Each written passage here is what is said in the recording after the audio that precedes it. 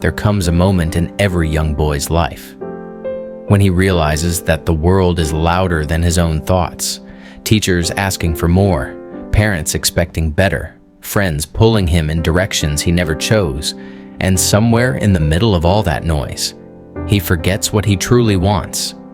This is the story of a boy who spent most of his life trying to please everyone. A boy who always said yes, even when his heart whispered no.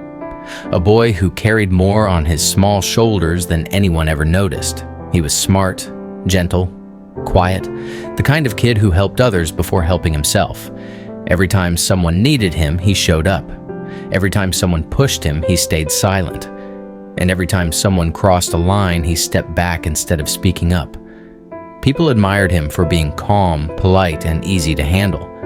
But deep inside, his chest felt heavy, like he was living for everyone except himself. One evening, after a long and exhausting day, he walked home slowly, head down, school bag heavier than usual, not because of books, but because of all the expectations stuffed inside him. When he reached his room, he closed the door gently. And for the first time in years, he let himself sit in the quiet.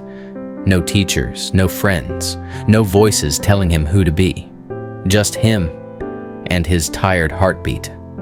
As he sat there, he realized something painful. He didn't know what he wanted anymore. Not what he wanted to study.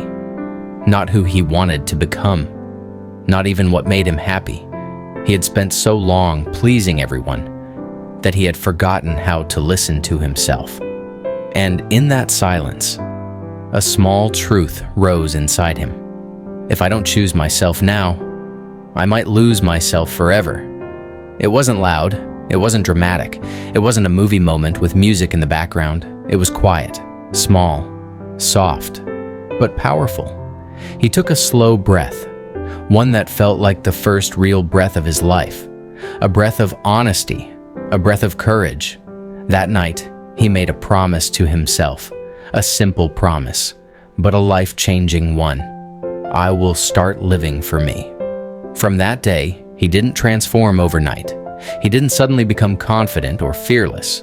He didn't magically stop caring about others, but he started making small decisions that belonged to him. He said no when he had to. He rested without feeling guilty. He chose hobbies that made him feel alive. He stopped apologizing for simply existing. And slowly, the world began to change around him.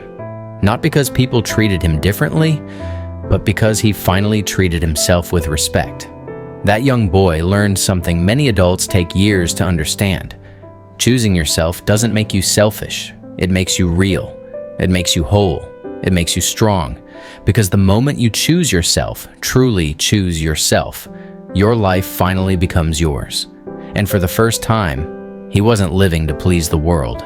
He was living to become who he was meant to be.